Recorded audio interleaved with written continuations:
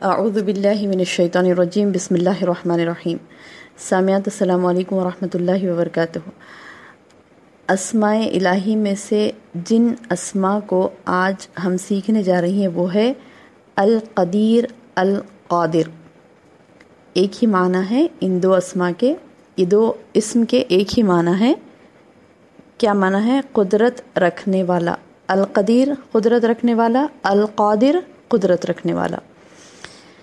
یہ اللہ پاک کے یہ نام القدیر آیا ہے سورہ بقرہ آیت نمبر 284 میں. واللہ علی کل شیء قدیر، اللہ ہر چیز پر قادر ہے. اور سورہ فاطر آیت نمبر 44 میں، سورہ فاطر آیت نمبر 44 میں آیا ہے انہ کان علیما قدیرا، بے شک وہ علیم اور ہر چیز پر قادر ہے. اور ایک جگہ سورہ انعام آیت نمبر 65 میں بھی آیا ہے قل هو القادر علی ان یبعث علیکم عذابا من فوقکم او من تحت ارجلکم او یلبسکم شیعا ویذیق بعضکم بأس بعض. سورہ انعام آیت نمبر 65. کہہ دو وہ قادر ہے کہ تم پر اوپر سے عذاب بھیجے یا تمہارے پاؤں کے نیچے سے بھیجے یا تمہیں فرقوں میں بانٹ دے اور تمہارے بعض کو بعض سے عذاب چکائے. اللہ اکبر. یعنی اللہ سبحانہ و تعالی قدیر ہیں، قادر ہیں. اور ایک جگہ اللہ نے سورہ کہف آیت نمبر 45 میں فرمایا اللہ المقتدر ہے، یعنی بہت زیادہ قدرت رکھنے والا. وَكَانَ اللَّهُ عَلَىٰ كُلِّ شَيْءٍ مُقْتَدِرًا، اور اللہ ہر چیز پر اقتدار رکھنے والا ہے، قدرت رکھنے والا ہے. تو یہ اسماء القدیر، القادر اور المقتدر ایک ہی معنی میں استعمال ہوا ہے، قدرت رکھنے والا. اب ہم نے جتنی آیتیں پڑھی، جیسے سورہ بقرہ کی آیت، سورہ فاطر کی آیت پڑھی اور سورہ انعام کی، سورہ کہف کی، ان آیتوں میں ایک کے بعد دیگرے جو اسماء ہیں قدیر، قادر، مقتدر.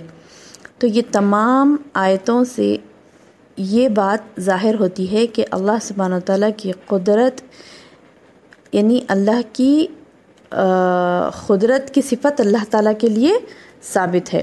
یعنی اللہ قادر ہے اور یہ قدرت کی صفت اللہ کے لیے ثابت ہے. وہ کامل قدرت والا ہے اور ساری موجودات اس کی قدرت ہی سے وجود میں آئی ہیں اور اس کی تدبیر بھی اس کی قدرت سے ہی ہوتی ہے. اس کی تدبیر بھی اس کی قدرت ہی سے ہوتی ہے.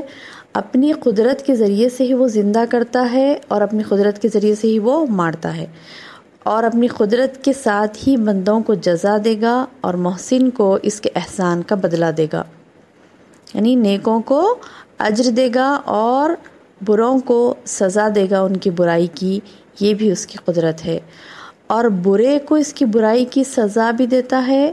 اور اس کا معاملہ کیسا ہے، اس کی قدرت کیسی ہے کہ وہ کن کے حکم سے ارادے کو پورا کر دیتا ہے. بس اس کے لیے کن کافی ہے، ہو جا تو وہ اس کا کام ہو جاتا ہے، اس کا حکم پورا ہو جاتا ہے.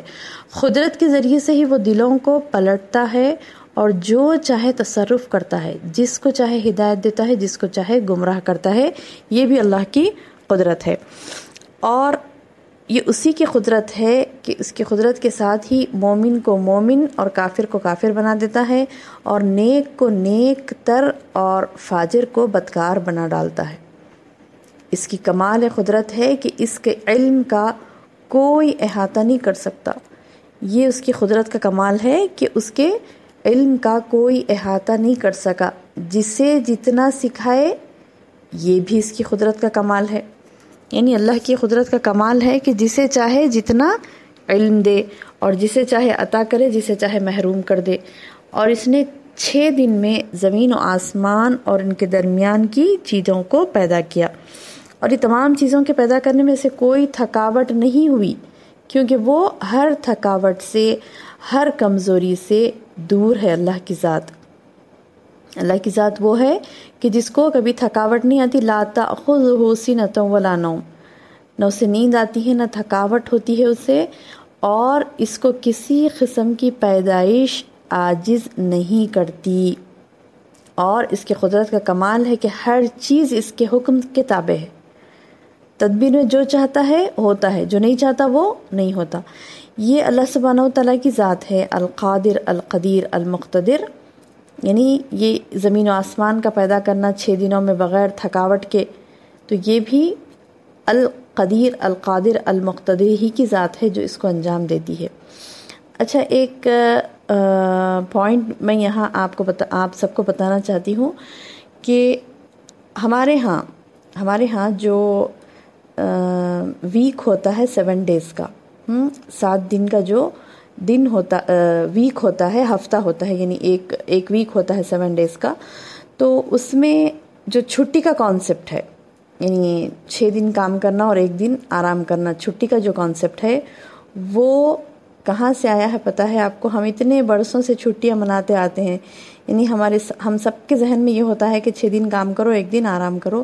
تو اللہ اکبر، اللہ کی پناہ، اللہ تعالیٰ ایسی کوئی دلیل ہم کو نازل نہیں کیے، نہ قرآن میں آئی نہ حدیث میں آئی یہ بات کہ 6 دن کام کرو اور 7ویں دن آرام کرو. یہ چیز یہود و نصارہ نے نکالی. کیا دلیل بتائی؟ کہ ہفتے میں 7 دن ہوتے ہیں اور اللہ نے 6 دنوں میں زمین و آسمان کو پیدا کیا اور 7ویں دن اس نے آرام کیا. اللہ اکبر، اللہ اکبر، استغفر اللہ ربی من کل ذنب واتوب الیہ. اللہ تعالیٰ سے ہم مغفرت طلب کریں گے اس بات پر کہ لوگوں نے اس طریقے کی بات اللہ پر بنائی اور ہم کو اس میں سے اطلاع نہیں ہوتی اس چیز کی.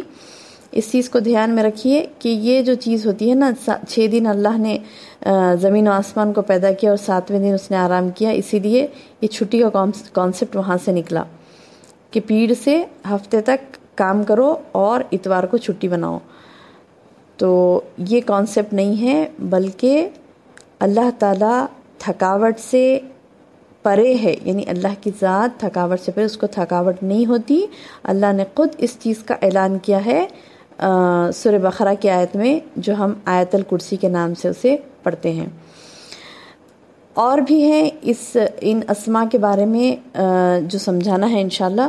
تو آج کا ہم یہ درس یہیں پر مکمل کرتے ہیں انشاءاللہ، اور کل انشاءاللہ باذن اللہ ہم انہی 3 اسماء پر اور روشنی ڈالیں گے. یہ ہم معنی جو اسماء ہیں، یعنی ایک ہی معنی کے جو اسم ہیں، القدیر، القادر، المقتدر، اس تعلق سے ہم انشاءاللہ کل سیکنڈ پارٹ اس کا علم حاصل کریں گے انشاءاللہ. اللہ تعالیٰ سے دعا ہے کہ اللہ تعالیٰ ہمیں کہنے اور سننے سے زیادہ عمل کی توفیق عطا فرمائے، اور جو کچھ ہم سمجھ رہے ہیں اللہ کے اسماء کو، اس میں اور ہمارے علم میں اضافہ فرمائے اللہ سبحانہ و تعالیٰ، اور ہم کو اللہ تعالیٰ کو پہچاننے والا بنائے. آمین یا رب. السلام علیکم ورحمۃ اللہ وبرکاتہ.